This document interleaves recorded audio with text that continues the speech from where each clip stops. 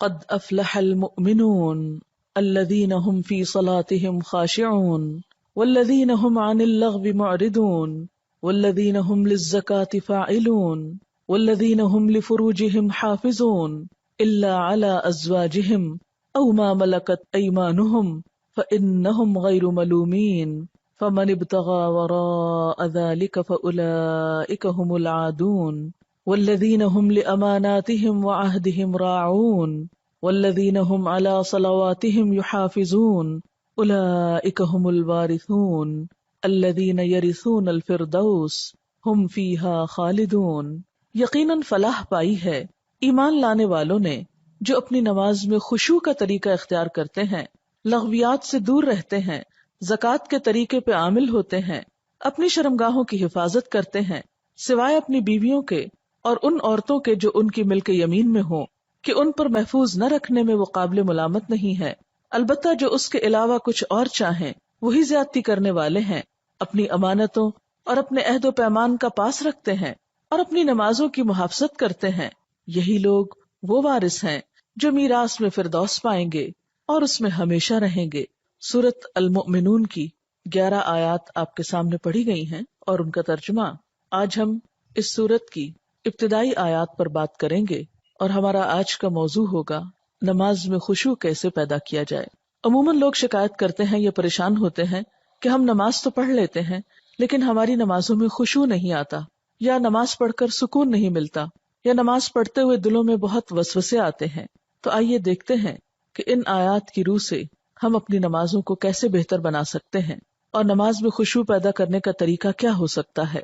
الذین هم فی صلاتهم خاشعون، وہ لوگ کامیاب ہیں جو اپنی نمازوں میں خشوع رکھتے ہیں، خشوع اختیار کرتے ہیں۔ خشوع کا لفظ خ شین عین سے ہے جس کا معنی ہے سکون، ایسی نماز جس میں سکون ہو، دل کے اندر بھی اور ظاہری حرکات میں بھی، یعنی دل میں اللہ کا خوف ہو، اللہ ہی کی محبت ہو، اللہ کی طرف دھیان ہو، اور دل کے اندر یہ احساسات اتنے گہرے ہوں کہ انسان کے ظاہری رویے میں بھی نظر آ رہے ہوں، اس کے اعضاء پر بھی ان کا اثر ہو۔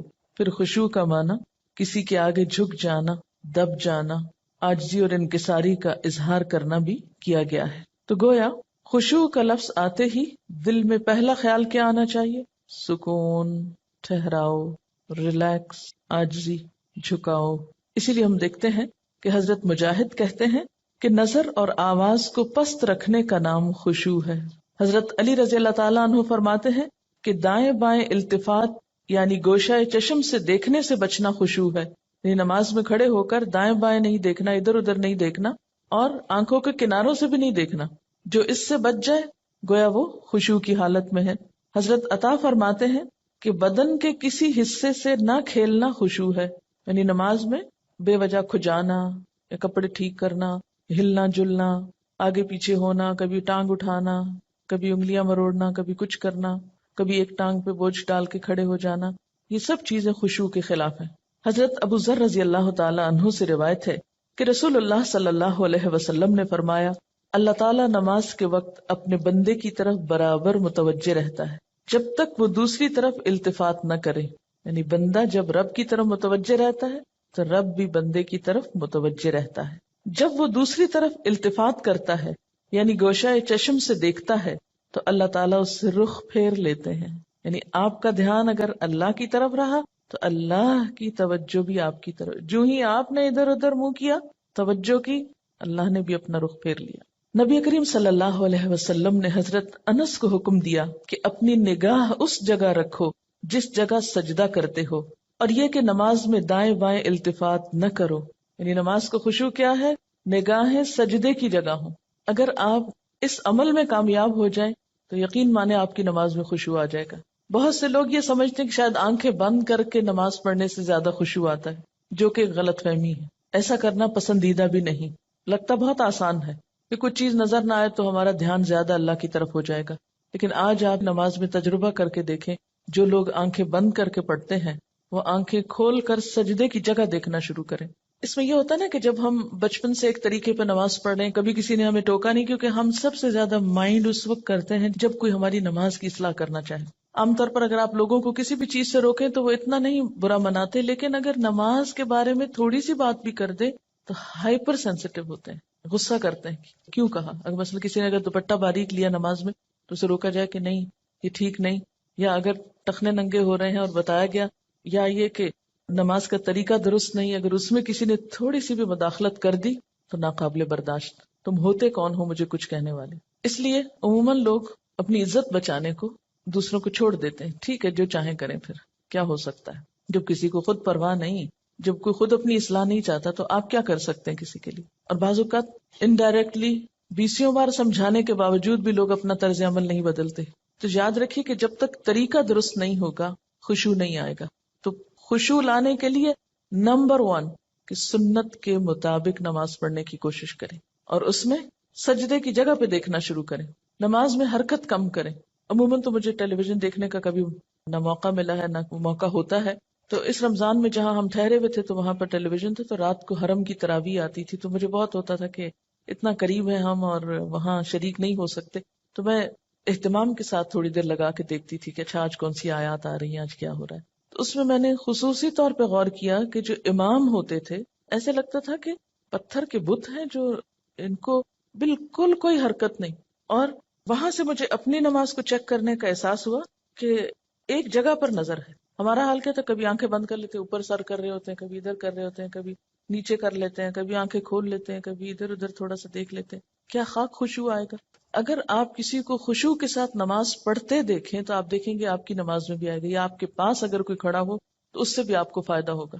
لیکن اگر آپ واقعی چاہتے ہیں، کیونکہ اس تدبیر نے مجھے بہت زیادہ فائدہ دیا ہے، آنکھیں بند نہیں کرنی، آنکھیں کھلی رکھنی ہے، لیکن مسلسل سجدے ہی کی جگہ پہ دیکھنا ہے، ادھر ادھر نہیں دیکھنا، اور کم سے کم حرکت، ہلنا نہیں ہے. یہ 2 کام آپ کر لیں تو اندر بھی ٹھہراؤ آئے گا. اسی لیے خشوع کا معنی سب سے پہلے میں نے آپ کو سکون والا بتایا، سکون. اور جو اس طرح نماز پڑھے اس کی نماز کے بعد بھی اس کو ایک خاص سکون نصیب ہوگا. ہم نماز پڑھ کے بے چین اٹھتے ہیں بعض اوقات، کیا پڑھا، کبھی رونے بھی بیٹھ جاتے ہیں، کوئی فائدہ نہیں. یہ رونے دھونے سے کوئی زیادہ فائدہ نہیں ہے، یہ ایک لیم ایکسکیوز ہوتا ہے. رو کے اپنے آپ کو ہم خوش کر لیتے ہیں کہ ہم رو لیے، بس ندامت کے آنسوں نے سب غلطی دھو دی.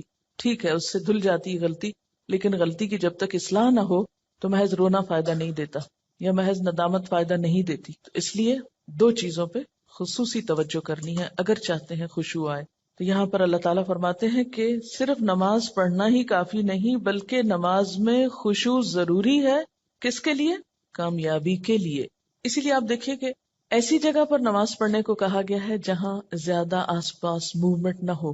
مردوں کے لیے تو بہت ہی اچھا چانس ہوتا ہے کہ مسجد میں چلے جائیں، مسجد میں سبھی نماز پڑھیں، کچھ اور تو وہاں ہو نہیں رہا ہوگا، تو اس میں خشوع پیدا ہونے کا ایک قدرتی ماحول ہوتا ہے. لیکن عورتوں کے لیے کیا پسندیدہ ہے؟ جیسے حدیث میں آتا ہے کہ گھر کے اندر والے حصے میں، یعنی جتنا عام ایکٹیویٹی والے حصے کو چھوڑ کر آپ الگ تھلگ ہو کر نماز پڑھیں اتنا ہی اچھا ہے، کیونکہ اس سے کوئی بیرونی جو انٹرفیرنس ہے یا ڈسٹریکشن کے اسباب ہیں وہ نہیں رہیں گے، تو آپ کے لیے آسانی ہو جائے گی. تو جب ہم سکون کے فارمولے پہ عمل کریں گے تو لازمی طور پر پھر ہم نماز میں کچھ اور چیزوں کا بھی خیال رکھیں گے جو عموماً دیکھا گیا ہے کہ لوگ ان کا خیال نہیں رکھتے.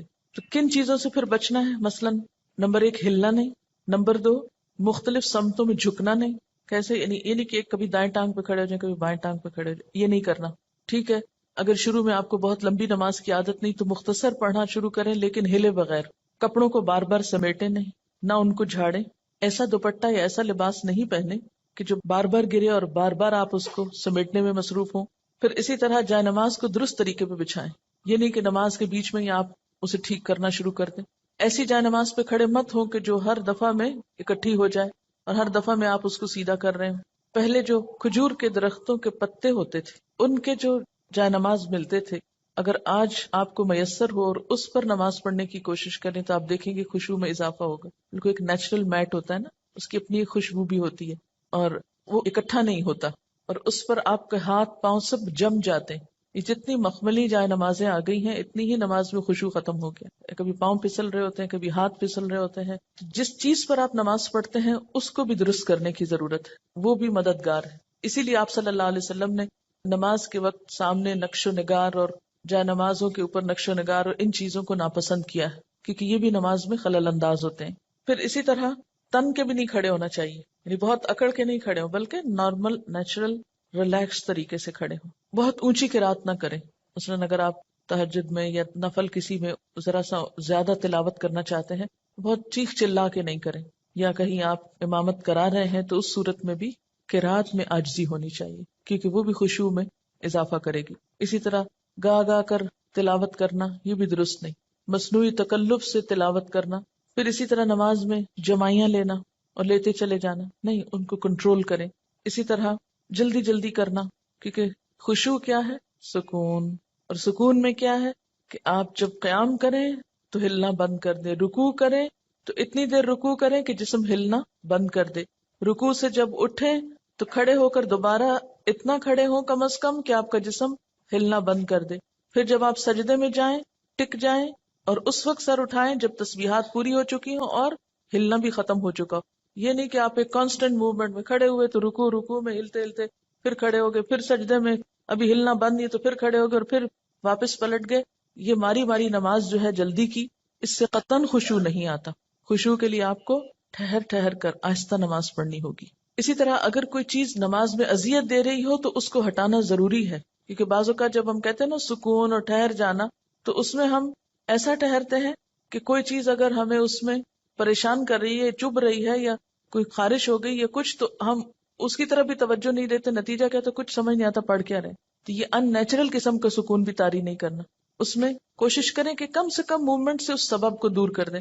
مثلا اگر کہیں خارش ہوئی ہے تو ایک ہاتھ سے بس اس جگہ ہلکا سا دبا کے خارش کر دیں. یہ نہیں کہ ہلا ہلا کے خارش شروع کر دیں یا کہ بالوں کو سمیٹنا شروع کر دیں یا بالوں سے کھیلنا یا کپڑوں سے. یا بعض لوگ جیسے مرد حضرات حرم میں نماز پڑھ ہوتے تھے نا، تو وہ مختلف لوگوں کو دیکھ کے آپ اندازہ کر سکتے ہیں کہ کون کس طرح پڑھ رہا ہے نا، اور اس سے اپنے آپ کو کمپیئر کرتے ہیں کہ جب میں ایسی حرکت کروں تو میں بھی تو یہی لگتی ہوں گی. بعض لوگ داڑھی سے کھیل رہے ہوتے ہیں، بعض اوقات بال ٹھیک کر رہے ہوتے ہیں، بعض لوگ کپڑا ہی ٹھیک کرتے چلے جاتے ہیں. تو یہ ساری چیزیں جو ہیں ہل جل کی، یہ نماز کی خشوع میں اثر انداز ہوتی ہیں. پھر ایک اور مرحلہ ہے اور وہ ہے اندر کے خیالات اور سوچوں کا. بہت سے لوگ اس پر پریشان ہوتے ہیں. اگر آپ اس طریقے پہ عمل کریں گے، سجدے والی جگہ پہ دیکھنا ذرا شروع کریں، آپ دیکھیں گے خیالات کم ہو جائیں گے. بہرحال ہر شخص کا اپنا اپنا حساب ہو سکتا ہے. مجھے اس سے بہت فائدہ ہوا ہے، کیونکہ اللہ کے رسول صلی اللہ علیہ وسلم کی کوئی بات بھی حکمت سے خالی نہیں. تو خیالات دو طرح کے ہوتے ہیں. ایک ہوتا ہے خیالات کا آنا اور ایک ہوتا ہے خیالات کا لانا. آنے والوں کو تو آپ روک نہیں سکتے، پاسبل ہی نہیں. اور ایک ہوتا ہے خود انوائٹ کرنا، کسی کو بلانا، دعوت دینا.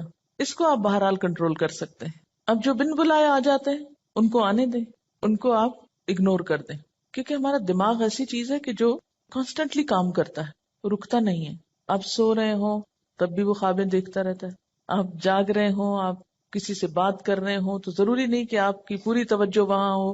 بہت دفعہ ایسا ہوتا ہے کہ بات کرتے ہوئے آپ کا دھیان وہاں بھی ہوتا ہے اور کہیں اور بھی ہوتا ہے.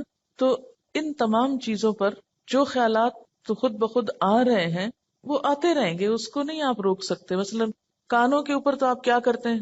ہاتھ رکھ سکتے ہیں، آنکھوں کو بند کر سکتے ہیں، زبان بند کر سکتے ہیں، لیکن دماغ کے خیال کا کیا کریں؟ کوئی ڈھکنا نہیں دے سکتے، کوئی سوئچ نہیں آف کر سکتے. وہ تو خدا نخواستہ آف ہوا تو پھر تو گئے، آن نہیں ہو سکتا پھر. اب یہ بڑی مشکل ہے. اس لیے ان کے پیچھے نہ پڑے، ان کو زیادہ سوچے نہ، ان کو اہمیت نہ دے، ان کو اپنے اوپر حاوی نہ ہونے دے، ان کا تذکرہ نہ بہت زیادہ کریں. کہ کچھ لوگوں کو میں نے دیکھا وہ ہر ایک کو لے کے بیٹھ جاتے ہیں، میں کیا کروں، میرے تو خیال بہت آتے ہیں نماز میں. کسی کے پاس کوئی جادو کی چھڑی نہیں کہ جو ایک آپ کو لگائے گا اس وقت اور آئندہ آپ کے خیالات نہیں آئیں گے. اس لیے آپ ان کا تذکرہ زیادہ نہ کریں، just take it easy, normal لیں. تو ہوتا ہی ہے تو آئیں گے، لیکن یہ نہ کریں کہ کوئی ایک خیال آ گیا ہے تو پھر اس کے آگے اور سوچیں. مثلاً اپنے کاموں کی پلاننگ وہاں کھڑے ہو کے شروع کر دیں. اور فرض نمازوں میں ایسا نہیں ہو سکتا، ایسا نہیں کیا جا سکتا. نفل میں اگر ہو جائے، جیسے حضرت عمر رضی اللہ تعالیٰ عنہ جو فوجوں کو ترتیب دینی ہوتی تھی تو نفل نماز شروع کر دیتے تھے. تو نوافل کی حد تک ٹھیک ہے لیکن فرض میں نہیں. پھر آپ دیکھیے کہ اگر آپ بدل بدل کے صورتیں پڑھیں گے، قرآن پاک کا کچھ حصہ ساتھ ساتھ یاد کرتے رہیں گے، تو آپ دیکھیں گے کہ اس سے بھی فرق پڑتا ہے. چینج سے یکسوئی آتی ہے. مثلاً ایک جگہ آپ کھڑے ہیں یا ایک جگہ آپ کام کر رہے ہیں تو بعض اوقات آپ کام نہیں کر پاتے اور بار بار آپ کو خیالات تنگ کرتے ہیں. اپنی پڑھائی کے دوران بھی آپ نے دیکھا ہوگا، آپ تھوڑی سی پوزیشن چینج کر لیتے ہیں، جگہ بدل لیتے ہیں، اٹھ کے جا کے پانی پی کے آ جاتے ہیں یا کچھ، تو اس سے پھر فرق پڑ جاتا ہے. اسی طرح اگر آپ تلاوت یعنی قرآن پاک کا وہ حصہ جو نماز میں پڑھ رہے ہیں اگر آپ اس کو تبدیل کرتے رہیں تو فائدہ ہوگا. اس کے لیے طریقہ کیا ہو؟ کیونکہ آپ نے دیکھا ہوگا کچھ قرآن پاک آپ نے یاد کیا پھر وہ آپ کو بھولنے لگا. کوئی صورت اگر کچھ دن تک نہیں پڑھی اگلے دن نماز میں پڑھنے کھڑے ہوئے وہ اٹکنا شروع ہو گیا, آپ نے تنگ آ کے چھوڑ دی. ایسی چیزیں بہت نیچرل ہوتی ہیں. اس کا علاج کیا ہے؟ پاکٹ سائز کا چھوٹا سا قرآن پاک کا نسخہ جو ہے وہ نماز کے وقت میں قریب رکھ لیں. میں نے ایک باسکٹ سی بنائی ہوئی, تو آپ کیا کریں, دعاؤں کے کارڈز, تسبیح اور جو قرآن پاک کا نسخہ, اگر آپ چشمہ لگا کے پڑھتے ہیں تو چشمہ, یہ ساری ضروری چیزیں جو ہیں اس کے اندر موجود ہوں. وہ آپ اپنے بیڈ روم میں, اپنے وارڈ روم میں کہیں ایک جگہ پر اس کو رکھ لیں.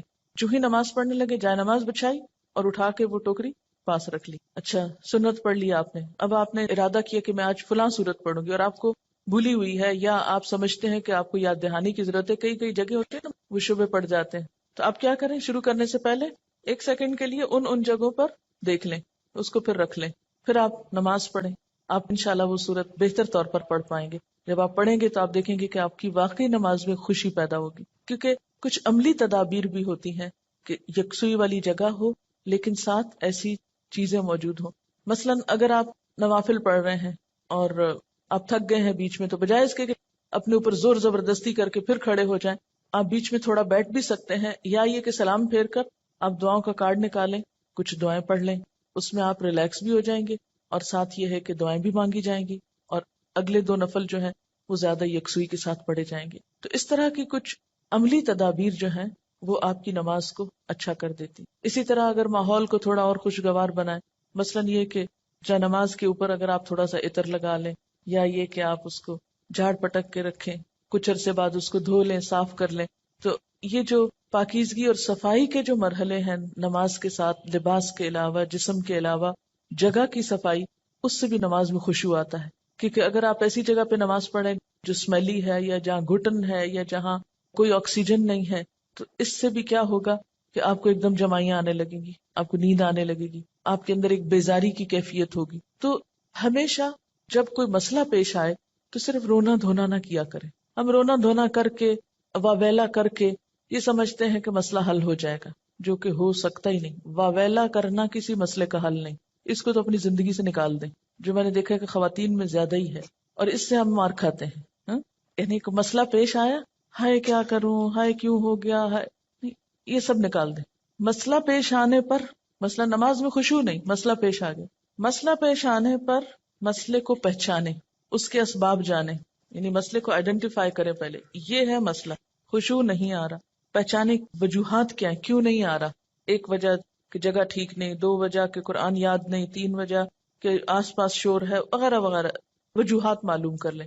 اور ایک ان سب وجوہات سے بڑی وجہ کہ نماز پڑھنے کے ٹھیک طریقہ ہی نہیں آتا, الفاظ کی ادائیگی درست نہیں نماز کی, تو وہ ہر وقت ایک گلٹ ہے اندر, پتہ نہیں ٹھیک پڑھ رہی ہوں کہ نہیں, پتہ نہیں ٹھیک پڑھ رہی ہوں کہ نہیں. یہ جب تک یہ گلٹ رہے گی نماز میں خوشی نہیں آئے گی. اس گلٹ کو دور کریں. اگر آپ کو مثلاً اتحیات پڑھنا نہیں آتا, دروشی پڑھنا نہیں آتا, سیکھ لیں کسی سے, بالکل شرم محسوس نہیں کریں, جتنا جلدی ہو سیکھ لیں, کیونکہ اگر درست علم ہوگا تو آپ دیکھیں گے کہ اس سے بھی آپ کو سکون آ جائے گا. سارے مسائل کی وجوہات جانیں اور پھر ایک ایک کر کے وجہ کو دور کرنے کی کوشش کریں. اگر آپ سمجھتے ہیں کہ وجہ دور آپ سے خود نہیں ہو رہی تو کسی سے مشورہ کر لیں کہ اس مسئلے کا حل کیا ہو سکتا ہے. لیکن مسئلے کو سب سے پہلے آپ خود پہچانیں. کبھی یہ نہ کہا کریں بار بار مجھے نہیں پتا کہ یہ کیوں ہے. نہیں, کیوں نہیں پتا, پتا ہونا چاہیے. اللہ نے آپ کو عقل دی, سمجھ دی, جاننے کی کوشش کریں. اور پھر اس کے بعد یہ ہے کہ اس کا حل کریں, اور اس معاملے میں بے صبری نہ کریں. بہت سے مسائل کے حل میں وقت لگتا ہے, اس وقت کو اویل کریں, اور صبر کے ساتھ آہستہ آہستہ آپ دیکھیں گے کہ انشاءاللہ وہ مسئلہ حل ہوتا جائے گا. اور سب سے بڑی بات یہ کہ پھر اللہ تعالیٰ سے خوب خوب دعا کریں کہ اللہ تعالیٰ تو میری نماز میں خشوع دے دے, مجھے نماز کا شوق دے دے, مجھے نماز کی محبت دے دے, نماز کو میری آنکھوں کی ٹھنڈک بنا دے. اس طرح کی جو بھی دعائیں آپ کے دل میں آئیں, آپ دیکھیے کہ مانگنے کے لیے آپ کے اندر سے بات اٹھنی چاہیے نا. دعا کوئی مصنوعی چیز نہیں ہے کہ کوئی مانگ رہا تو آپ اس کو دیکھ کے آپ بھی شروع کر دیں.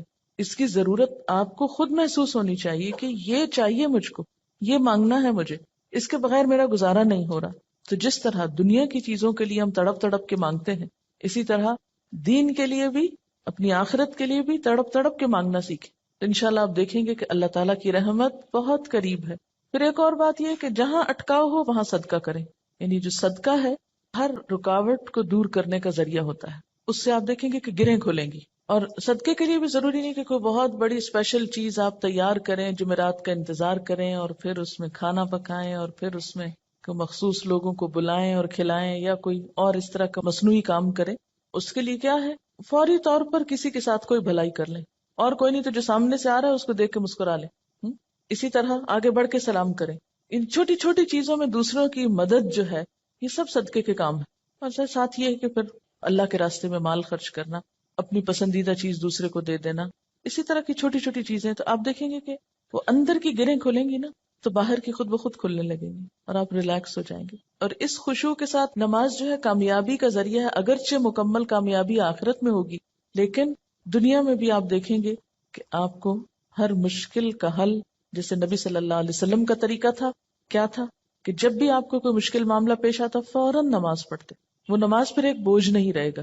بخاری اور مسلم میں ہے، حضور صلی اللہ علیہ وسلم سے پوچھا گیا کہ سب سے زیادہ محبوب عمل اللہ کے نزدیک کیا ہے؟ آپ نے فرمایا نماز کو وقت پر ادا کرنا. پوچھا گیا پھر؟ فرمایا ماں باپ سے اچھا سلوک کرنا. پوچھا گیا پھر؟ فرمایا اللہ کی راہ میں جہاد کرنا. جہاد کرنا اگرچہ ضروری ہے لیکن وہ بعد میں ہے، پہلے اپنی نمازیں درست کر لیں اور وقت پہ پڑھیں. اور یہ جو وقت پہ پڑھنا ہے نا، اگر اس کی عادت ہو جائے تو آپ دیکھیں گے کہ آپ کے وقت میں برکت ہو جائے گی. ہوتا کیا ہے، نماز کا وقت ہو گیا نا، ہم ٹال رہے ہیں نہ تو جو کام کر رہے ہیں وہ صحیح ہو رہا ہے ٹالنے کی وجہ سے، اور نہ نماز ہماری ٹھیک ہوگی پھر، کیونکہ جو نماز دیر سے پڑھی جائے گی اس میں خشوع ہو ہی نہیں سکتا. اگر آپ فجر کے آخری ٹائم پہ اٹھے ہیں کیسے خشوع آئے گا؟ ٹینشن تو یہی رہے گی کہ سورج نہ نکل آئے یا نکل نہ چکا ہو. کوئی بھی نماز جو تاخیر سے پڑھیں گے، آپ وقت گزار کے پڑھیں گے، وہ خشوع سے خالی ہو جائے گی، خود بخود آٹومیٹیکلی پھیکی ہو جائے گی. اس لیے کوشش کریں، یعنی اگر آپ خشوع لانا چاہتے ہیں تو پہلی کوشش کہاں سے شروع ہو کہ وقت پر اور اول وقت میں. حضرت ابو درداء سے روایت ہے کہ رسول اللہ صلی اللہ علیہ وسلم نے فرمایا سب سے پہلی چیز جو امت سے اٹھ جائے گی یعنی سلب ہو جائے گی وہ خشوع ہے، یہاں تک کہ قوم میں کوئی خاشع نظر نہ آئے گا. بہت سے لوگ نماز پڑھیں گے مگر کوئی خاشع نظر نہ آئے گا. حدیث میں آتا ہے ایک مرتبہ نبی صلی اللہ علیہ وسلم نے ایک شخص کو دیکھا کہ نماز پڑھ رہا ہے، ساتھ ساتھ داڑھی کے بالوں سے کھیلتا جا رہا ہے. اس پر آپ نے فرمایا لو خشع قلبہ خشعت جوارحہ، اگر اس کے دل میں خشوع ہوتا تو اس کے جسم پہ بھی خشوع طاری ہو جاتا. ظاہری خشوع جب آتا ہے جب دل میں خشوع، دل اللہ کے آگے جھکا ہوا. اور اگر دل دنیا کی یادوں میں اور دنیا کے قصوں میں مشغول ہو تو پھر خشوع نہیں آ سکتا. خشوع کا لفظ بولتے ہی آپ کے ذہن میں کیا چیز آتی ہے؟ سکون، عاجزی. ایک لفظ میں ہو تو سکون اور دوسرے میں ساتھ ہی عاجزی بھی. سورۃ الانبیاء میں پیغمبروں کی صفات میں اللہ تعالیٰ فرماتے ہیں وَكَانُوا لَنَا خَاشِعِينَ، یہ سارے پیغمبر ہمارے لیے خشوع کرنے والے تھے. تو اس سے کیا پتہ چلتا ہے کہ خاشع ہونا جو ہے، عاجز ہونا اور اللہ کے سامنے عاجزی اختیار کرنا، یہ پیغمبروں کی صفات میں سے رہا ہے. سورۃ انبیاء کی آیت 90. اور اس میں بھی آپ دیکھیے کہ انہم کانوا یسارعون فی الخیرات ویدعوننا رغبا ورہبا وکانوا لنا خاشعین، کہ وہ بھلائیوں میں بہت جلدی کرتے تھے، یسارعون فی الخیرات، اور ویدعوننا رغبا ورہبا، رغبت کے ساتھ اور خوف کے ساتھ ہمیں پکارتے. حالانکہ وہ پیغمبر تھے پھر بھی محض رغبت نہیں تھی، خوف بھی ساتھ تھا. وَكَانُوا لَنَا خَاشِعِينَ، اور وہ ہمارے آگے جھکے ہوئے تھے. تو اس سے یہ پتہ چلتا ہے کہ نماز کے اندر خشوع صرف نماز میں ہی جھکنے کا نام نہیں، یا صرف نماز کی حد تک عاجزی اختیار کرنے کا نام نہیں، بلکہ اس کے علاوہ عام روزمرہ زندگی میں بھی یہ اخلاق پیدا ہونا چاہیے، یا عام روزمرہ زندگی میں بھی ہمارے اندر یہ کردار پیدا ہونا چاہیے. اب جب سکون کی بات ہوئی کہ کانوا لنا خاشعین، اور خشوع کا معنی اگر سکون کیا جائے اور عاجزی کیا جائے تو عملی زندگی میں کہاں کہاں یہ نظر آئے گا اور کس کس طرح ہوتا یہ کہ جب ہم نماز میں لطف اٹھاتے ہیں تو ایک نماز کا اچھا پڑھنا آئندہ کی نماز کے لیے خود بخود انتظار کی کیفیت پیدا کر دیتا ہے نا، کیونکہ آپ نے اس کو انجوائے کیا ہوتا ہے. اور اگر ایک نماز آپ نے خراب پڑھی تو اس کے بعد دل پہ بوجھ پڑتا ہے، اس بوجھ سے گلٹ آتی ہے اور پھر انسان کہتا ہے کیا فائدہ، پتہ نہیں پچھلی کا کیا بنا، اب اگلی کیا پڑھوں. بس وہ ایک پھر ڈگمگانے کی اور کشمکش کی کیفیت پیدا ہو جاتی. تو ہر نماز اپنی جگہ اہم ہے، اور ہر نماز کے اندر ایسی کوشش ضروری ہے جو اگلی نماز کے لیے ایک تیاری بن جائے، یا ایک گراؤنڈ پریپیئر کر دے، یا اس کے لیے ایک بنیاد بن جائے. وہ خشوع صرف نماز میں ہی تو نہیں رہتا نا. نماز میں کیفیت طاری ہوئی، اس کے بعد آپ عام زندگی میں لوگوں سے معاملہ کر رہے ہیں، تو اب اس میں کچھ کنٹینیوٹی ہونی چاہیے نا. ٹھیک ہے اس لیول کی تو نہیں، لیکن اس کا اثر زندگی کے دوسرے معاملات پر بھی پڑنا چاہیے. کیونکہ نماز جو ہے یہ ہماری پوری شخصیت کو ریفارم کرتی ہے، اس کی اصلاح کا سبب بنتی ہے. نماز کے اندر کی کیفیات باہر پر اثر انداز ہوتی ہیں، ٹھہراؤ آنے لگتا ہے نا. کسی کا کمنٹ ہے، 2 چیزیں اگر ہم خود میں پیدا کر لیں تو دین کے کام میں آسانی ہو جاتی ہے: ہر ماحول میں پرسکون بیٹھ کر دیکھنا، اور ہر عادت اور طبیعت کے لوگوں سے ملنا اور نارمل رہنا. یہ ہے وہ تاثیر جو نماز کی خشوع سے آپ کے معاملات پہ پڑتی ہے نا. یہ لکھتی ہے کہ 2-3 مواقع جن کا مجھے تجربہ ہوا. ایک تو یہ کہ قریبی رشتہ دار کے انتقال پہ جانا ہوا. کچھ بتانے کی کوشش کی لیکن ایک معتبر خاتون نے سختی سے خاموش کرا دیا. میں نے اپنا قرآن لیا، پڑھتی رہی، سوچتی رہی اور واپس آ گئی. سوئم پہ گئی تو کتاب میرا جینا میرا مرنا ساتھ لے گئی. خالی صفحات پہ اپنا پیغام ہمدردی لکھا، اور یہ کہ جو بھی یہ کتاب پڑھے دوسروں کو بتائے اور مرنے والے کے لیے مغفرت کی دعا کرے. یہ چھوڑ کر آ گئی، یعنی میسج کے ساتھ کتاب. 2 مہینے بعد فون آیا ان کی بہو کا کہ جو بھی لوگ دوسرے شہروں سے آئے ہیں میں نے پڑھ کر کتاب سنائی ہے، ہر کوئی کتاب کا مطالبہ کر رہا ہے. جتنی کتابیں انہوں نے مانگی بھجوا دی. لے جانے والے نے بتایا کہ ہر کوئی یہ کتاب لینا چاہ رہا ہے، اور میری بیوی ہر ایک کو کتاب سناتی ہے. کام ہو گیا. اگر یہ اس معتبر خاتون کی بات نہ مانتی اور اس وقت الجھ پڑتی تو اس صبر کا یہ جو پھل ملا ہے یہ نہ ملتا. کہتے ہیں نا صبر کا پھل میٹھا ہوتا ہے. اس وقت تو بہت سخت تکلیف سے گزرتا ہے انسان، اور ہم عام طور پر جھلا اٹھتے ہیں کہ نہیں مجھے تبلیغ کا موقع نہیں ملا اور اتنا اچھا موقع چلا گیا. ایک تو یہ کہ اللہ تعالیٰ کے فیصلوں کو اگر قبول کرنا آ جائے نا ہمیں تو زندگی پر لطف ہو جائے. موقع مل گیا الحمدللہ، نہیں ملا تو اس میں بھی کوئی مصلحت ہوگی ضرور. میں اس حال پہ بھی راضی ہوں. میں نے کوشش کر لی، اگر چانس نہیں ملا کوئی بات نہیں، لیکن کوشش نہیں چھوڑی. جب ہم جھلا اٹھتے ہیں اور اپسیٹ ہوتے ہیں تو اس میں نقصان کیا ہوتا ہے کہ ہم پازیٹیولی کام کرنا چھوڑ دیتے ہیں، کوشش ترک کر دیتے ہیں. جب کوشش چھوڑتے ہیں تو اگلا نیکی کا موقع ختم ہو جاتا ہے. اور کوشش پر آمادہ رہنا اور صبر کی کیفیت بھی دراصل خشوع سے آتی، کیونکہ نماز بھی تو صبر کا نام ہے نا. یعنی آپ نے بولنا نہیں، آپ نے ادھر ادھر نہیں دیکھنا، آپ نے ہلنا نہیں. میں تو سمجھتی ہوں کہ ہلنے سے رکنا سب سے بڑا صبر ہے نماز کا. ورنہ باقی جتنی بھی کیفیات آتی ہیں نا ان سب کو ہم ہل جل کے وہ بیلنس کر لیتے ہیں.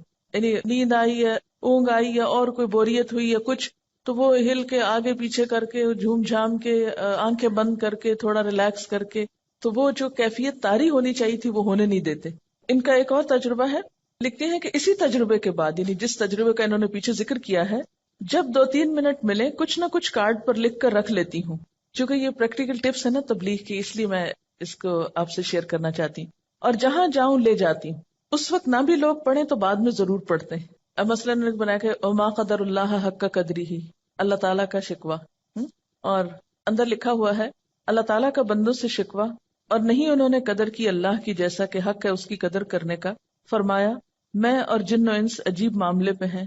پیدا میں کرتا ہوں، عبادت کسی اور کی، رزق میں دیتا ہوں، احسان مند کسی اور کے، صحت اور قوت میں دیتا ہوں، شکر گزار کسی اور کے.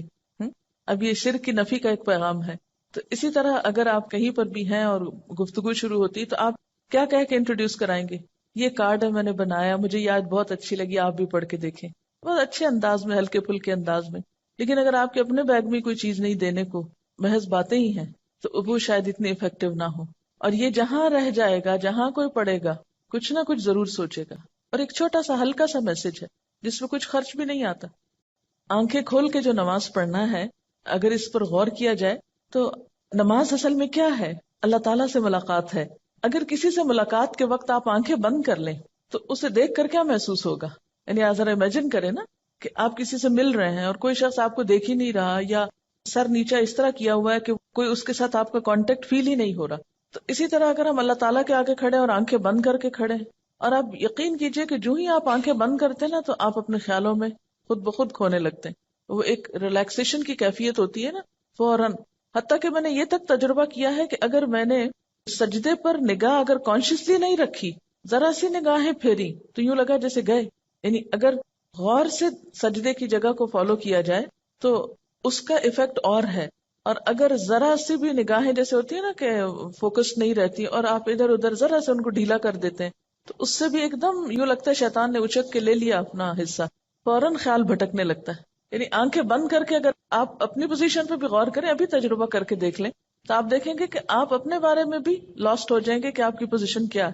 تو کسی سے ملاقات کے وقت آنکھیں بند کر لینا یہ ملاقات کے ادب کے خلاف ہے. تو اللہ تعالیٰ کے سامنے جب انسان کھڑا ہو تو ایک اچھے حال میں کھڑا ہو. انسان کے اندر جب بے سکونی ہوتی ہے تو انسان پھر سکون لغویات میں تلاش کرتا ہے، پھر وہ لغو کی طرف مائل ہوتا ہے. لیکن جب اپنے ذات کے اندر ٹھہراؤ آ جاتا ہے، سکون آ جاتا ہے، تو پھر کیا ہوتا ہے، انسان کو ایسی چیزوں سے دلچسپی نہیں ہوتی، اس کا اس میں پھر دل ہی نہیں لگتا. نماز میں جب آپ سجدے کی جگہ پر دیکھتے ہیں تو اس میں آپ کا جو اپنی پوزیشن ہے وہ بھی بہت بیلنسڈ ہو جاتی ہے. نہ تو آپ بہت زیادہ سر جھکا بیٹھتے ہیں، نہ آپ سر زیادہ اٹھا سکتے ہیں، یعنی بالکل ایک صحیح اینگل پہ آپ جا کے ادب اور احترام کے ساتھ کھڑے ہوتے ہیں. انسان کے اندر اللہ نے یہ رکھا ہے عبادت کا جذبہ اور جھکنے کا، لیکن انسان کی جو انا ہے اور سرکشی ہے وہ اس کو ختم کر کے رکھ دیتی. اصل میں نماز میں ایک طرح سے وہ آپ کی ایکسرسائز ہو رہی ہوتی ہے نا، سکون سے کام کرنے کی بھی، کیونکہ موجودہ دور کی جو زندگی ہے اس میں ہر طرف حرکت ہی حرکت ہے، شور ہی شور ہے، ہنگامہ ہے. آج کے دور کی زندگی ایک فاسٹ لائف ہے نا، ایک ہنگامہ خیز زندگی. اس میں شعوری سکون حاصل کرنے کے یا شعوری سکون کی کیفیت طاری کرنے کے موقع بہت کم آتے ہیں. ایک ہوتا ہے نا کہ نیچرلی آپ کو ایک انوائرنمنٹ مل جائے پیسفل. نماز بھی آپ پڑھتے ہیں تو آپ کو محنت لگتی ہے سکون طاری کرنے کی، اپنے اندر ایک خاموشی اور ایک ٹھہراؤ پیدا کرنے کی. تو جب نماز کے اندر آپ کنسنٹریشن اختیار کرتے ہیں یا کنسنٹریشن لانے کی پریکٹس کرتے ہیں تو اس سے آپ کی زندگی میں جو دوسرے کام ہیں ان میں بھی آپ کو کنسنٹریٹ کرنے کا بہتر موقع ملتا ہے. یعنی ایک کنسنٹریشن ایکسرسائز بھی ہے یہ. بہت سے طالب علم کیا یہ سوال نہیں کرتے کہ ہم پڑھتے ہیں لیکن ہمارے خیالات ہی ادھر ادھر بھٹکتے رہتے ہیں؟ اس لیے کہ ہمیں بچپن سے ایسی کوئی ایکسرسائز کرائی ہی نہیں گئی. بچوں کو جب ہم نماز شروع کراتے ہیں تو ہم صرف اس پہ ہی خوش ہو جاتے ہیں کہ وہ 2-4 سجدے ڈالنے لگ گئے ہیں، یہ نہیں کوشش کرتے کہ ان کو اس طرح سکھائیں. اگر آپ سب اپنے اپنے گھر میں یا آس پاس جو بھی ہو بچوں کو نماز پڑھتا دیکھے، صرف پیار سے تھوڑی سی بات کریں کہ نماز میں آپ نے صرف اس جگہ دیکھنا ہے. میرے خیال ہے کہ بچوں کے اندر بھی جو ہائپر ایکٹیویٹی ہے، ہر وقت اچھل کود ہنگامہ، اس کو بھی اس طرح کنٹرول کیا جا سکتا ہے کہ اگر دن میں 5 دفعہ وہ ٹک کے ایک جگہ چاہے چند لمحوں کے لیے ہی وہ دیکھیں ایک خاص مرکز پر. آپ کو پتا کہ ہپنوٹائز کرنے کا طریقہ کیا ہوتا ہے؟ ایک نقطے پہ دکھاتے ہیں نا، ایک نقطے پہ کہتے ہیں کہ دیکھتے جاؤ دیکھتے جاؤ دیکھتے جاؤ. یہ جو ہائپر ایکٹیویٹی یا بے چینی کا جو ہے یہ پورے دنیا اس کا شکار ہو رہی ہے، اور پاکستانی قوم کو بھی اگر آپ دیکھیں اوور آل تو ہم ایون کلاس میں اکثر دیکھتی ہوں تو میں کہتی ہوں نا کہ آپ اسٹل ہو جائیں تھوڑے تاکہ آپ پڑھ سکیں. تو جاپان میں بچوں کے اوپر وہ کہتے تھے کہ ان کی جو ینگ جنریشن ہے وہ بہت امپلسو ہے اور ایک دم یعنی فوراً ریئیکشن کرتی ہے، تو وہ یہ سوچ رہے تھے کہ وہ ان کو کس طریقے سے سیلف کنٹرول کرنا سکھائیں. اور اس میں انہوں نے آف کورس کچھ ریسرچز کر کے کہا تھا کہ اگر یہ صبح میں کوئی ردم والی چیز بآواز بلند پڑھیں اور نیچر کے زیادہ قریب جائیں. اور میں یہ سوچ رہی تھی کہ اللہ سبحانہ تعالیٰ کتنی خوبصورتی سے ایک سیلف کنٹرولنگ کا ایک اتنا خوبصورت ایک اکوپمنٹ دے رہے ہیں، ایک اسٹریٹجی دے رہے ہیں کہ بس یہ اگر کریں، اور تلاوت ہے اور پھر فوکس ہے ایک فوکل پوائنٹ پہ، اور اگر اس طریقے سے بچوں کی تربیت کی جائے تو نو ونڈر کہ انشاءاللہ اگلی جنریشن جو ہے وہ تو کم از کم سکون والی ہے اور جو امپلسو بیہیویئرز ہیں وہ نہ ہو پائیں. خشوع کا اثر ہمارے باہمی قریبی تعلقات پر بھی پڑنا چاہیے. قریبی رشتہ داروں، دوستوں، ملنے جلنے والوں سے معاملہ کرتے وقت ہمارے اندر عاجزی، انکساری، سکون اور خشوع کا مظاہرہ ہونا چاہیے. جب انسان قرآن پڑھنے لگتا ہے یا دین کی طرف آتا ہے تو لازمی طور پر دل میں ایک ہلچل پیدا ہوتی. جیسے پانی کے اندر آپ ایک پتھر پھینکتے ہیں تو اس سے ایک شور اٹھتا ہے، پھر آہستہ آہستہ وہ پتھر نیچے اترتا ہے، تہہ میں جا کے بیٹھتا ہے، پھر وہ جم جاتا ہے وہاں، پھر اس پر کائی آنے لگتی ہے، پھر اگر کوئی اس پہ پاؤں رکھے وہ تو پھسل سکتا ہے لیکن وہ اپنی جگہ سے نہیں ہلتا. تو بالکل اسی طرح ہمارے اندر بھی ایک ایسا سکون اور ایک ایسی کیفیت آنی چاہیے کہ ہم کسی کی بات کے جواب میں کسی کے ساتھ معاملہ کرتے وقت ایسا نیگیٹو ریئیکشن شو نہ کریں کہ دین کی ایک بدترین مثال پیش کریں. ایمان کے لطف اور حلاوت محسوس ہوتی ہے نا ان آیات کو پڑھ کر. یعنی اس خشوع کا اثر زندگی پر پڑنا چاہیے نا. نماز میں کیا ہوتا ہے؟ دل میں اللہ کی یاد ہے، زبان پہ اللہ کا ذکر ہے اور ایک ٹھہراؤ ہے. تو بالکل اسی طرح نماز کے بعد بھی جب ہم زندگی کے عام معاملات اختیار کرتے ہیں تو اس میں بھی ہمارے دل میں اللہ کی یاد ہونی چاہیے، خاموش لمحات میں اس کا ذکر ہونا چاہیے. اور اس کے علاوہ ہمارے پوری شخصیت کے اوپر ایک ٹھہراؤ نظر آنا چاہیے.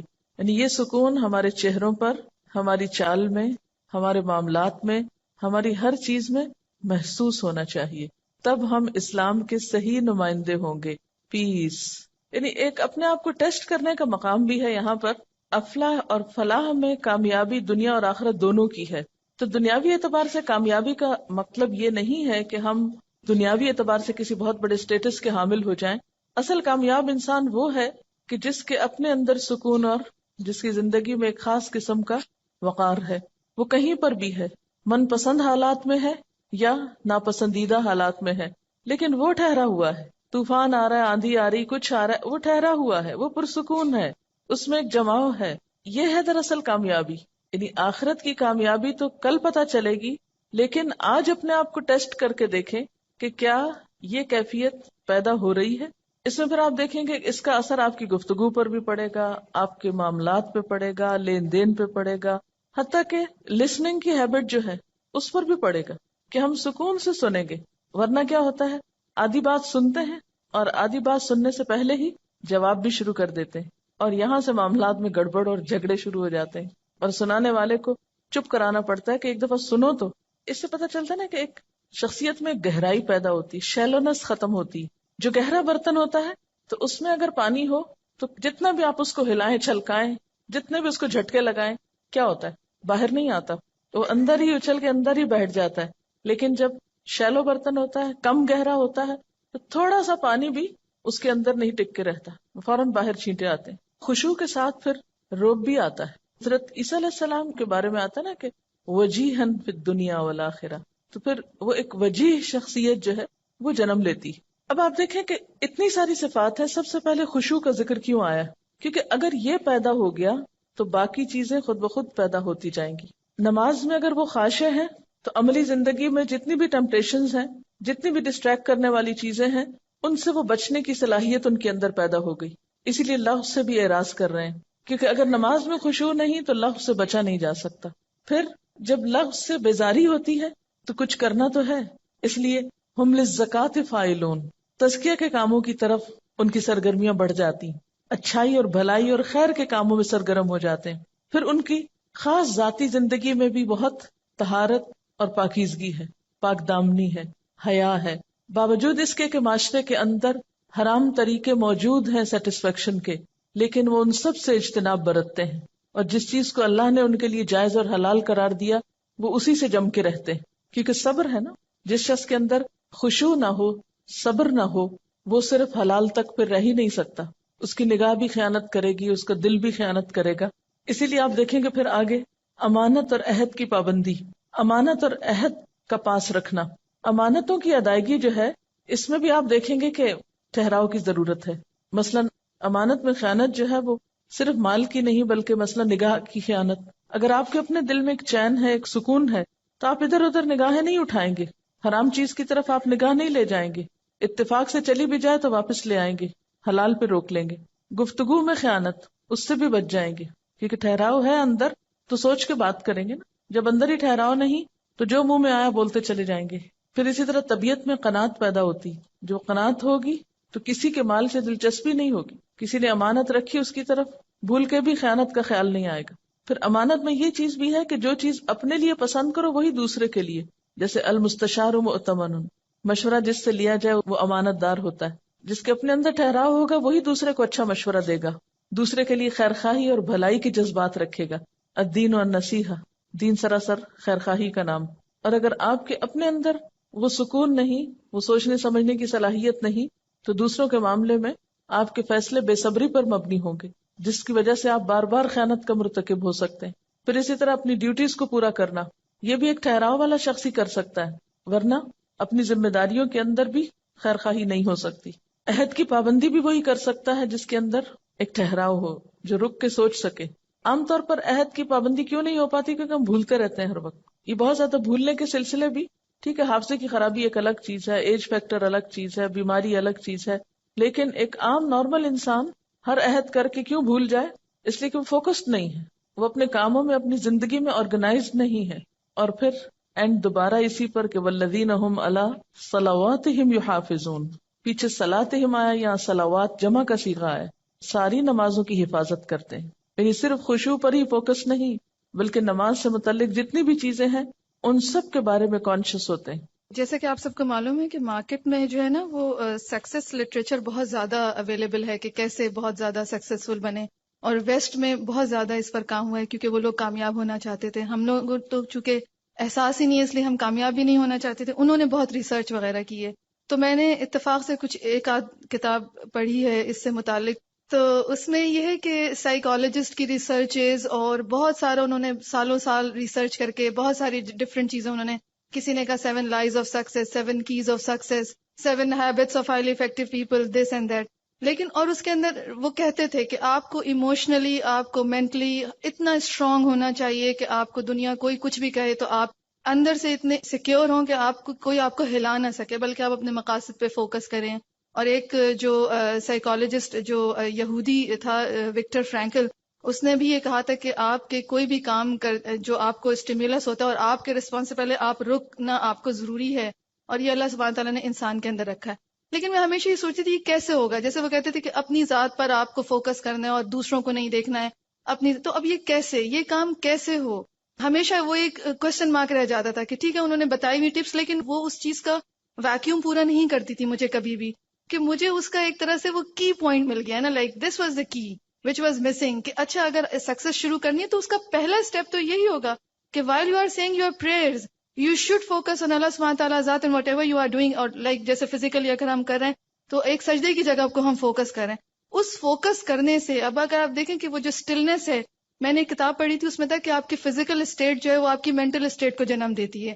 یعنی جس فزیکل اسٹیٹ میں آپ بیٹھے ہیں، جیسے آپ لوگوں سے بھی کئی دفعہ میں نے بات کی ہے کہ اسٹریٹ بیٹھے ہیں تو آپ ایکٹیو فیل کریں گے، آپ کا برین وہی ہارمون سیکریٹ کرے گا. تو جب فزیکلی آپ نے کانسنٹریٹ کیا ہوا ہے تو برین جو ہے نا، نو ونڈر برین آپ کو وہی والے میسیجز دے گا کہ you are still, you are focused. اور پھر اس سے جو جیسے کہ ایک نماز، جیسے ابھی بات ہوئی کہ ایک نماز دوسری نماز کی جو ہے وہ ایک طرح سے بیس بنتی ہے، اور دنیا کے جو دوسرے معاملات میں ہیں ان کی بیس بنتی ہے. تو جب انسان کی تمام توجہیں ایک فوکس پہ آ جاتی ہیں اور وہ غافل ہونے سے بچا رہتا ہے، ورنہ کیا ہوتا ہے ہم نے ادھر دیکھا ہم فوراً غافل، اور اس سے جو نا آپ ایک دم ایک الرٹ پوزیشن میں جب ہم اپنے معاملات کر رہے ہوتے ہیں تو اس وقت بھی ہم ایسے ہی کانشیس رہتے ہیں. کانشیس کا وہ لیول ڈیولپ ہوتا چلا جاتا ہے، اور پھر انسان پھر اپنے ہر چیز میں، جیسے بھی بات ہوئی ایک ایک چیز میں. تو مجھے لگ رہا تھا دیٹ از دا بیس کہ خشوع کا ڈیولپ ہونا جو ہے نا وہ ہمیں اس کو ایک کانشیس لیول پہ جو ہے نا اپنے آپ کو چیک کرنا ہے کہ خشوع کا لیول کیسے ڈیولپ ہو، اور اس کو کوشش اس کی 5 نمازوں میں یہ کانسٹنٹلی کام ہو رہا ہے. تو اللہ سبحانہ تعالیٰ ہمیں دیکھیے کس لیول تک پہنچانا چاہتے ہیں. تو میرے خیال میں ان آیات کی جو ہے وہ دیٹ از خشوع. تو میں سمجھتی تھی کہ نماز نماز اٹس این عبادت، بٹ اللہ سبحانہ تعالیٰ کا کتنا کرم ہے کہ اس نے یہ عبادات ہمیں ایک بہت بیسٹ انسان بننے کے لیے اسٹیپس فراہم کیے ہیں کہ اس پہ چڑھ جاؤ گے تو یہ چیز ہوگا، اس پہ چڑھ جاؤ گے تو یہ چیز ہوگا. اب دیکھیں آپ کو فیل ہوگا انشاءاللہ کہ جب آپ کا یہ کانسنٹریشن ڈیولپ ہوگا تو یہ جو ہماری نظریں قرآن پڑھتے پڑھتے ادھر کوئی گیا تو ہم نے ادھر دیکھا، تو وہ آپ کا بہت امپروو ہوگا. اور بچوں کے لیے تو کانسنٹریشن کو ڈیولپ کرنے کے لیے، مطلب ایک بچے کے لیے جب ٹیچر لکھ دیتی ہے لیک آف کانسنٹریشن تو اس کے لیے بہت بڑا مائنس پوائنٹ ہوتا ہے، اور پھر سجیشنز دینی پڑتی ہیں کہ جی اس کا کانسنٹریشن ڈیولپ کرنے کے لیے آپ یہ کریں، یہ اسٹریٹجی کریں، یہ کریں. لیکن اگر کانسنٹریشن ڈیولپ بچپن سے ہی ہو رہا ہو اور اگر ایڈلٹ ہو کے بھی اگر ہم اس کو کر رہے ہوں تو انشاءاللہ تعالی باقی چیزیں کرنا بہت آسان اور انٹر لنکڈ ہو جائیں گی. جیسے زندگی میں بھی مقصد ہے، اور مقصد پر نظر رکھنا اور گول کو سامنے رکھنا، جیسے نشانہ جس کو بولتے ہیں نا، ٹارگٹ، تو وہ بھی آپ کا صحیح جب لگتا ہے جب آپ فوکسڈ ہوتے ہیں نا. تو یوں محسوس ہوتا ہے کہ نماز کا یہ خشوع ہمیں زندگی میں بامقصد ہونے میں بھی مددگار ہوتا ہے، کہ ہم جس مقصد کے لیے جی رہے ہیں وہ کسی وقت بھی نظروں سے اوجھل نہ ہو.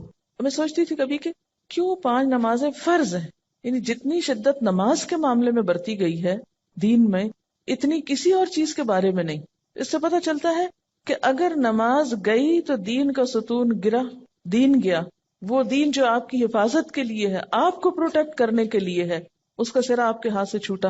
اسی لیے کہا گیا نا کہ جو نماز جان بوجھ کے چھوڑ دے گویا اس نے کفر کیا. تو دنیا کا بھی خسارہ ہو گیا، آخرت کا بھی ہو گیا. یعنی مجموعی طور پر یہ ساری کیفیت ایک نفس مطمئنہ کو جنم دیتی، کیونکہ نماز گناہوں کی بخشش کا ذریعہ بھی ہے نا. بعض اوقات آپ بھول چوک کے غلطی کر جاتے ہیں، یہ انسان ہونے کے ناطے آپ سے بھول چوک ہو جاتی، اس کا بھی ضمیر پہ ایک بوجھ پڑتا ہے. پھر آپ نماز میں آ جاتے ہیں، پھر روتے دھوتے ہیں، پھر معافی مانگتے ہیں، پھر مدد مانگتے ہیں. وَاسْتَعِینُوا بِالصَّبْرِ وَالصَّلَاةِ، اللہ سے مدد مانگتے ہیں. جب وہ مدد آتی ہے تو پھر آپ دوبارہ اپنی اس اصل پوزیشن پہ آ جاتے ہیں. اور اس طرح زندگی میں وہ ایک کھینچا تانی کا جو امتحان ہے، کبھی ادھر کبھی ادھر، اس کو سنبھالتے سنبھالتے آپ دنیا سے رخصت ہوتے ہیں نفس مطمئنہ کی حالت میں. کہتے ہیں نا کہ ہر روز اپنا جائزہ لینا چاہیے. وہ جائزہ ہر روز صرف ایک دفعہ نہیں، دن میں کئی دفعہ لیا کرے کہ میرے دل کا حال کیا ہے. تکلیف آنے پر، خوشی ملنے پر، ہر حال میں پرکھتے رہا کریں دل کا حال کیا ہے. اب ذرا سا دوسری طرف سے بات کر لیتے ہیں. ایک طرف جہاد ہے اور دوسری طرف خشوع ہے. یہ دونوں ایک دوسرے کے اپوزٹ نہیں ہیں. خشوع کا یہ مطلب نہیں کہ آپ سست پڑ جائیں. خشوع ایکٹیو ہوں گے تو آپ کو خشوع نصیب ہوگا. کیا نماز میں ایک جگہ پر کنسنٹریٹ کرنا اور ہلنے سے پرہیز کرنا، کیا بذات خود یہ ایک جہاد نہیں؟ جہاد ہے. پھر جہاد کا معنی کیا ہے؟ Constant struggle, utmost struggle. تو آپ کی کوششوں میں کنسسٹنسی، آپ کی کوششوں میں استقامت، استقرار کب آ سکتا ہے؟ جب آپ فوکسڈ ہوتے ہیں. اگر آپ کا ذہن ہی منتشر ہے، آپ کو کسی پل چین ہی نہیں، تو بڑے سے بڑا جہاد کریں، آپ کیا کریں گے؟ کچھ بھی نہیں کر پائیں گے. حدیث میں کیا آتا ہے کہ سب سے پہلے جس چیز کو لوگ ضائع کریں گے، یا جو چیز میری امت میں ضائع ہوگی، وہ نماز ہے. یوں لگتا ہے نا کہ اصل چیز کی اسٹرنگ کٹ گئی تو ہر چیز بے ربط ہو گئی، بے موقع ہو گئی. جب نماز نہ رہی، نمازوں کو ضائع کیا گیا یا ان کی حفاظت نہیں کی گئی یا ان کے اندر خشوع نہیں رہا، تو نتیجہ کیا ہوا؟ یعنی افراد اور امت اپنے مقصد سے ہٹ گئے، انفوکسڈ ہو گئے. وہ چیز جو ان کی زندگی میں ایک روح پیدا کرنے والی تھی، جس کی وجہ سے وہ جہاد یا کوشش کی روح زندہ تھی، ختم ہو گئی. کسی نے پھر قبلہ دولت کو بنا لیا، کسی نے ملک فتح کرنے کو، کسی نے کوئی اور جنگ لڑنے کو. تو جب اللہ کی یاد ہی نہ رہی، باقی وہی سامنے نہ رہا، تو پھر تو قبلے مختلف ہو گئے. پھر اختلافات اور جھگڑے اور فساد اور انا پرستی اور بہت سی چیزوں نے جنم لیا. جسے جہاد کا بھی پہلا سٹیپ یا پہلا درجہ اپنی ذات ہے. اور اپنی ذات کا جہاد کیا ہے؟ نفس امارہ کو کنٹرول کرنا. نماز بہترین طریقہ ہے نفس امارہ کو کنٹرول کرنے کا، اگر صحیح طریقے پہ پڑھی جا رہی. نفس امارہ کی خواہشات میں کیا کچھ آتا ہے، ان سب چیزوں سے پرہیز ضروری ہے نماز کے اندر. تو وہ ایک مسلسل ٹریننگ ہے آپ کی. دیکھیں کہ ایک مومن کی ٹرو پکچر سامنے آتی ہے. اس کے اندر تو خشوع ہے لیکن باہر ایکٹیو ہے. باہر وہ مجاہد نظر آتا ہے اور اندر سے ٹھہرا ہوا ہے. اندر سے آپ گڑے ہوئے ہوں گے، ٹھہرے ہوئے ہوں گے، تو ہی باہر آپ کام کر سکیں گے. اگر اندر بھی ہل جل ہے تو باہر سستی آ جائے گی. یہ اندر کا سکون اور باہر کی ایکٹیویٹی ایک بیلنس قائم کرتی ہے شخصیت میں. اگر اپوزٹ ہو جائے تو نقصان، اور اگر دونوں میں سکون آ جائے تو نقصان. یعنی ایک پرفیکٹ پرسنالٹی کیا ہے؟ اندر سکون ہے، باہر کام ہے، باہر ایکشن ہے.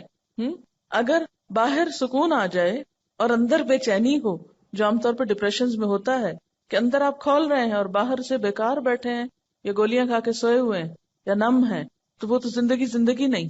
یا اگر دونوں ہی ایکٹیو ہیں، اندر بھی ہلچل ہے، باہر بھی ہلچل ہے، تو بھی آپ ایک متوازن پرسنالٹی نہیں ہے. تو ساری آپشنز کو آپ دیکھیے. تو بہترین آپشن کیا ہے؟ اندر خشوع اور باہر کام. کسی نے لکھ کے بھیجا ہے سورۃ المؤمنون میں خاشعین کی ایک ٹپ میں آپ نے بتایا تھا کہ سجدے والی جگہ پر کنسنٹریٹ کرنا تھا. یہ سن کر میں نے اپنی زندگی اور نماز میں اس کو اپلائی کیا اور بہت فائدہ ہوا.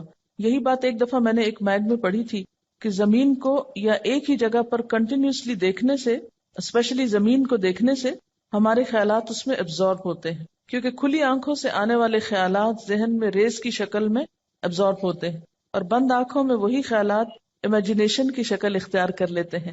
تو آنکھیں کھلی رکھنا بے حد ضروری ہے. یعنی بعض لوگ کہتے ہیں نا کہ آنکھیں بند کر کے زیادہ ہمیں خشوع ہوتا ہے، وہ امیجنیشن میں انسان چلا جاتا ہے. اور کھلی آنکھوں سے جب آپ کنسنٹریٹ کرتے ہیں تو اس میں خشوع زیادہ پیدا ہو سکتا ہے. حقائق سے آنکھیں بند تو نہیں کر سکتے نا آپ، حقائق کو کھلی آنکھوں سے سامنے رکھتے ہوئے آپ فوکس کریں خود کو. یہ کسی نے سوال لکھا ہے کہ does it mean we don't feel fear or are apprehensive for any or in any situation? یعنی اس کا مطلب یہ ہے کہ اگر ہم خشوع اختیار کریں تو کبھی زندگی میں ہمیں کوئی ہمارے اوپر بے چینی یا کوئی ایسی کیفیت آ ہی نہیں سکتی، یا ہمیں کوئی خوف محسوس نہیں کرنا چاہیے. نہیں، وہ ایک قدرتی بات ہے. کوئی بھی آپ ناپسندیدہ چیز سنیں گے، کوئی بھی آپ خوف دلانے والی، بے چین کرنے والی خبر سنیں گے، تو کیفیت تو آئے گی. کہ اس کا علاج کیا ہے، کیا بتایا گیا؟ یعنی یہ نہیں کہا کہ یہ کیفیات آئیں گی نہیں، کہ یو ڈونٹ فیل فیئر، خوف ہوگا، آپ کے تفکرات ہوں گے، آپ کی وریز ہوں گی، لیکن جو ہی کچھ ایسی کیفیت آنے لگے اور ابھی فرض نماز کا وقت دور ہو تو ان بٹوین کیا کرو؟ پھر مصلی پہ آ جاؤ. پھر فوکس ہو جاؤ، پھر اس سے مانگو، ٹھہراؤ آنے لگے گا. نبی صلی اللہ علیہ وسلم کا طریقہ کیا تھا کہ جب کوئی پریشانی کی بات آتی فوراً نماز کی طرف رجوع کرتے، اور پھر نماز کا اگر انسان حق ادا کرے تو خود بخود وہ چیزیں جو ہیں دوبارہ آپ کو اصل پر لے آئیں گی. اور اس میں ایک چیز یہ بھی ہے نا کہ خوف کی جو کیفیت ہے یا کسی بھی فکر اور پریشانی کی، وہ باہر سے زیادہ آپ کے اپنے اندر جس لیول کا وزن آپ اس کا محسوس کرتے ہیں وہ زیادہ امپورٹنٹ ہے. تو نماز آپ کے اندر ایسی اسٹرینتھ لے آتی ہے کہ وہ چیز ہوتی تو ہے لیکن اس کا پریشر یا اس کا جو وزن ہے آپ اپنے اوپر کم محسوس کرتے ہیں، یا اس سے اچھی طرح آپ ڈیل کر سکتے ہیں، یا اچھی طرح اس کو فیس کر سکتے ہیں، یا اس سے نبٹ سکتے ہیں. پھر وہ آپ کے اوپر حاوی نہیں رہتی. کسی لکھا ہے کہ بہت سے لوگ اندھیرے میں نماز پڑھتے ہیں کہ خشوع زیادہ ہوتا ہے. بالکل اندھیرے میں نماز پڑھنا بھی منع ہے، پتہ ہے آپ کو؟ بالکل اندھیرے میں نماز نہیں پڑھی جا سکتی. اچھا دیکھیے کہ خشوع پیدا کرنے کے کچھ تو آرٹیفیشل طریقے ہیں خود ساختہ جو درست نہیں ہے. وہ وقتی طور پر تو ہو سکتا ہے آپ کو بہت خوشنما یا بھلے معلوم ہو، اور کچھ وہ طریقے ہیں جو سنت سے ثابت ہیں. اور آپ دیکھیے کہ احسان کی کیفیت بھی جبھی آ سکتی ہے کہ ان تعبد اللہ کأنک تراہ، کہ تم اللہ کی عبادت ایسے کرو گویا تم اس کو دیکھ رہے ہو. ہاں؟ آنکھیں بند کر کے تو نہیں دیکھ رہے ہو نا.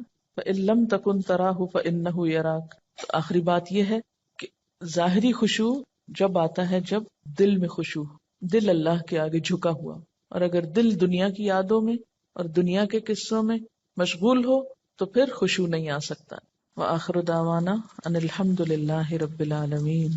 سبحانک اللہم وبحمدک نشہد ان لا الہ الا انت نستغفرک ونتوب الیک. والسلام علیکم ورحمۃ اللہ وبرکاتہ.